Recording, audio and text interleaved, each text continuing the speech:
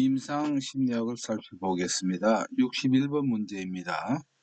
체중 조절을 위하여 식이요법을 시행하는 사람이 매일 식사의 시간, 종류, 양과 운동량을 구체적으로 기록하고 있다면 이는 어떤 행동 관찰의 방법인가? 이렇게 기록을 하고 있는 것은 개인적인 문제, 자기 감찰이 되겠죠. 이 사람이 기록하니까 하는 사람이 자기 관찰이 되겠습니다. 62번입니다. 최초의 심리 진료서를 설립함으로써 임상심리학의 초기 발전에 직접적으로 중요한 공헌을 한 인물은 이건 위트머니까 우리가 이렇게 생각을 하면 되겠죠. 63번입니다. 암, 당뇨 등을 가진 환자들을 위한 효과적인 집단 개입 형태는 가족치료, 2번 인지행동적 집단치료, 4번 인본주의적 집단치료인데 일단은 집단치료를 해야 됩니다. 이런 가진 환자들을 위한 이 효과적인 개입 형태는 여기에 인지나 인본주의적 이런 것보다도 심리교육적 집단치료가 필요하다는 것은 왜 그러냐면은 암, 당뇨와 같은 건강상 문제가 있을 경우 이제 심리적인 위축 등이 나타날 수 있으므로 이를 집단 구성원과 공유를 해서 위안을 얻음과 동시에 문제를 해결해 나갈 수 있는 마음가짐을 가질 수 있는 장점이 있어서 가장 적당하다 이렇게 보시면 되겠습니다. 64번입니다. 정신병리가 의심될 때 주로 사용하는 구조화된 정신의학적 면접법은 이제 정신상태 검사죠. 정신상태 검사지 개인력 평가라든가 정신역동적 상담, 그다음에 가결력 조사 이런 거는 아니죠. 이게 이제 구조화된 표준화된 의학적 면접법입니다. 정신 MMS라고 보시면 되겠습니다. 65번입니다. 정신건강 전문가인 의사, 간호사, 사회복지사의 역할과는 구분되는 임상심리학자만의 전통적 역할로 강조되는 것은 이건 기업이라든가 질환의 예방이나 심리치료 및 상담 이쪽이 아니고 전통적 그 역할은 뭐니 해도 심리 검사를 통한 평가입니다. 이게 임상심리사의 꽃이다라고 이렇게 할 수 있겠죠.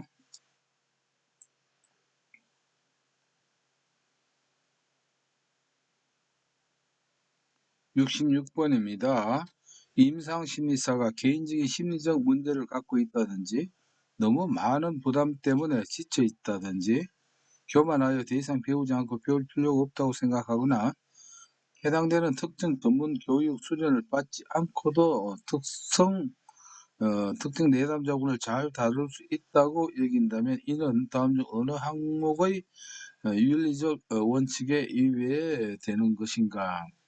윤리적 원칙에 유능성, 성실성, 사회적 지위, 권리의 존엄성, 그 외에 또 공정성 이런 것들이 있습니다만은 이것은 그 유능성에 해당이 됩니다. 유능성은 어떤 수리나 교육에 태만하거나 개인적인 심리적인 그 문제에 대해 가지고 뭔가 할 일을 제대로 못한다거나 자신의 한계에 대한 자각이 부족하거나 자신의 강점과 약점 이런 것을 전부 다 전반적으로 살펴보는 이런 부분은 유능성에 해당한다. 이렇게 보시면 되겠습니다. 67번입니다. 언어적 기능과 시공간적 기능을 담당하는 반구 간에 차이가 있는 것을 통해 뇌 기능의 편지화를 알 수 있다. 다음 중 뇌 기능의 편지화를 평가하는데 사용하는 검사가 아닌 것은 두 개 있는 것은 다 해당이 되겠죠. 손잡이, 발잡이, 눈. 주의력 검사는 전반적인 어떤 그 검사지 편지화를 살펴보는 것은 아니다라고 이렇게 생각하시면 되겠습니다. 68번 문제입니다. 아동을 상담할 때 일반적으로 고려해야 할 사항과 가장 거리가 먼 것은 1번 아동에게 치료 중 일어난 일은 성인의 경우와 마찬가지로 부모 등에게는 반드시 비밀로 유지되어야 한다. 예, 이거는 아동은 미성년자니까 이렇게 하면 안 되겠죠. 예, 그럼 뭐 나머지는 2, 3, 4는 상식적인 그런 내용이니까 참고를 하시면 되겠네요. 69번입니다. 다음 중 규준에 관한 설명으로 가장 적합한 것은 우리가 심리검사에서 규준과 준거란 개념은 중요하죠. 규준에는 일단 나오면 반드시 집단이 나와야 되고 뭐 비교를 합니다. 비교. 그래서 이것 때문에 이 규준이 필요한 것이죠. 1번 연구자가 측정한 의도에 따라 측정이 되었는지의 정도를 제공한다. 이거는 의도에 따라 되는 거는 타당성이 되겠죠. 타당도. 2번 특정 집단의 전형적인 또는 평균적인 수행 지표를 제공해. 평균을 제공해서 여기에서 A라는 사람, B라는 사람은 여기에 어떻게 비교한다. 이렇게 집단과 비교를 하겠죠. 그래서 2번이 가장 적합한 설명이라고 볼 수 있겠습니다. 3번 측정한 점수의 일관성 정도를 제공해 준다. 점수의 일관성은 신뢰도가 되겠습니다. 4번 검사 실시와 과정이 규정된 절차에서 이탈된 정보를 제공해 준다. 이건 하나의 뭐 표준화에서 벗어났느냐 뭐 이런 과정이니까 이거하고는 규준하고는 관계가 없는 그 내용이 되겠습니다. 70번입니다. 다음 중 접수 면접의 주요 목적과 가장 거리가 먼 것은 1번 환자를 병원이나 진료소에 의뢰할지를 고려한다. 2번 제공되는 서비스에 대한 환자의 질문에 대답을 해준다. 안내를 해준다는 뜻이겠네요. 환자 치료자에게 진로, 레포 및 희망을 심어주려고 시도한다. 4번 환자가 자신이나 다른 사람을 해칠 중대한 위험 상태에 있는지 결정한다. 요거는 본 상담에서 이렇게 해야 될 내용이기 때문에 접수 면접에서는 다룰 내용이 아니라고 생각합니다. 71번입니다. 100의 우울적 인지행동 치료에서 인지적 삼재에 해당하지 않는 것은 현재 있죠. 일단은 세계와 미래와 자신이 되겠죠. 과거는 여기에 들어가지 않지요. 많이 다뤘던 문제니까. 72번입니다. 알코올 중독 환자에게 술을 마시면 구토를 유발하는 약을 투약하여 치료하는 기법은 이건 혐오 치료가 되겠죠. 73번입니다. 정신건강 자문 중 점심시간이나 기타 휴식 시간에 임상 사례에 대해 동료들에게 자문을 요청하는 형태는 한번 나왔죠. 이건 비공식적인 동료 집단 자문입니다. 동료 이렇게 내용이 연결이 돼 있으니까 이것은 우리가 충분히 답을 알려주고 있는 문제를 푼다 이런 생각이 들죠. 74번입니다. 환자가 처방한 대로 약을 잘 복용하고 의사의 치료적 권고를 준수하게 하기 위한 가장 적절한 방법은 준수하지 않을 때 불이익을 준다. 이래가지고 운영이 될까요? 2번 의사가 권위적이고 단호하게 지시한다. 3번 모든 책임을 환자에게 위임한다. 상식적으로 판단할 가치도 없을 정도로 그렇죠. 4번 치료자가 약의 효과 등에 대해 친절하고 상세하게 설명한다. 보너스를 잘 주고 있습니다. 75번입니다. HTP 검사 해석으로 옳은 것은 피랍이 강한 사람은 약한 사람에 비해 억제될 성격일 가능성이 높다. 이건 아니죠. 이거 한번 했던 문제죠. 지우개를 과도하게 많이 사용하는 사람 대부분 자신감이 높다가 아니죠. 3번 집그림 중에서 창과 창문은 내적 공사활동에 대한 정보를 제공하는 중요한 지표이다. 참가 창문은 대인관계의 별다른 하나의 소통로라고 봐야죠. 대문 외에. 4번 나무의 가지와 사람의 팔은 대인관계에 대한 욕구를 탐색할 수 있는 정보를 제공한다. 이게 맞는 내용으로 보면 되겠습니다. 76번입니다. 성격평가 질문지에서 척도면과 척도군의 연결이 틀린 것은 성격평가 질문지를 우리가 PAI라고 하죠. 여기에서 보면은 공격성 척도, 임상 척도가 아니고 이 공격성 같으면 어떻습니까? 이게 좀 치료를 한번 고려해야 된다라고 했어요. 치료 고려 척도에 들어갑니다. 이것은 저빈도 척도는 타당도 척도에 넣으면 되고, 자살관념 척도도 이거 치료 고려를 해야 되고, 지배성 척도는 대인관계 척도 이렇게 됩니다. 물론 PA의 그 척도를 다 익히면 좋겠지만은 그건 좀 복잡하죠. 우리가 MMPI처럼 타당도 척도와 그 다음에 임상 척도가 있거든요. 시험에 나오는 게 요게 계속 나오니까 일단 나오는 것만 익혀서 우리가 대비를 하면 좋을 것 같습니다. 77번입니다. 시각적 처리와 시각적으로 중계된 기억의 일부 측면에 관여하는 뇌 위치는 눈을 보면 결국 후두부로 이렇게 가죠.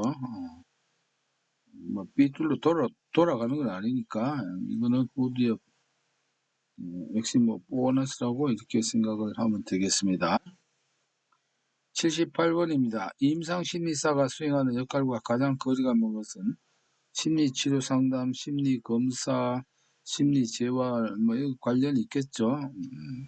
물론 이제 아까도 했지만 심리검사가 아주 꽃이고요. 나머지도 할 수 있습니다. 그러나 언어치료는 여기에 해당이 되지 않죠. 79번입니다. 조작적 조건 형성과 관련하여 강화에 영향을 미치는 표현으로 옳지 않은 것은 조작적은 강화가 들어가죠. 1번 박탈 수준이 낮을수록 강화물의 효과가 더 크다. 이건 뭐냐면은 내가 만약에 우리가 이거를 처벌이라고 이렇게 한번 생각해 봅시다. 뭘 안 하면 뭘 뺏는다라고 할 때 만약에 1,000원을 뺏긴다 이런 처벌이냐 아니면 10,000원을 뺏긴다 이게 이제 박탈 수준인데 뭘 하지 않을 때는 바람직한 행동을 하지 않을 때 1,000원을 박탈당하는 것과 10,000원 박탈을 당한다고 볼 때는 이게 낮을수록 강화물의 효과가 큰 건 아니죠. 이게 박탈 수준이 높을수록 강화물의 효과가 더 크다 해서 요거는 옳지가 않다고 보면 되겠습니다. 효과가 큰 광화물은 효과가 작은 광화물보다 더 효과적이다. 학습이 일어나는 비율은 행동에 대한 광화물이 뒤따르는 정도에 따라서 달라지죠. 이제 강화의 효과입니다만은 이론적으로 있습니다만 이거는 그냥 봐도 되기 때문에 굳이 여기에 이론을 메모를 하지 않겠습니다. 4번 반응과 강화 결과 사이의 간격이 가까울수록 학습이 더 잘 일어난다가 이렇게 되겠죠. 80번 문제입니다. 심리학은 인간을 대상으로 연구를 수행한다. 따라서 자연과학과 비교할 때 각 개인의 특징들의 변산성이 크기 때문에 사람은 변산성이 크죠. 실험 집단과 통제 집단 혹시 비교 집단이라고 합니다.에 속하는 사람들의 특성 차이를 최소화해야 한다. 이를 위해 실험을 준비할 때 필요한 사항으로 옳은 것은 있습니다. 참가자 배정의 무선 할당입니다. 우리가 무선 할당을 하는 이유는 요 개념을 정리해 놓으면 좋겠죠.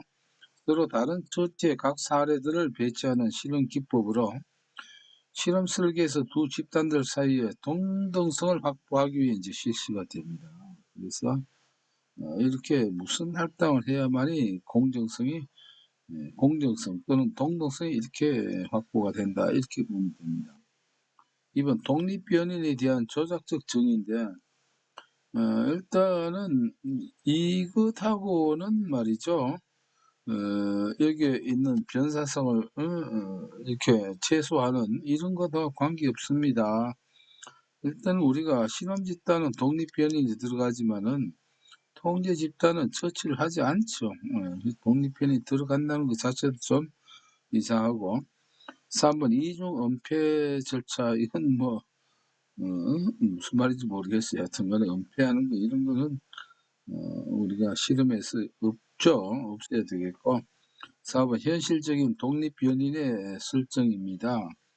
역시 뭐 독립변인도 역시 이거는 실험 집단에만 해당되는 거고 하니까 일단은 이 1번의 참가자 배정에 무슨 할당이 하는 이유가 이 변사성을 최소화하는 데는 가장 좋은 방법이다. 이렇게 검증이 돼서 이런 방법을 쓰고 있다.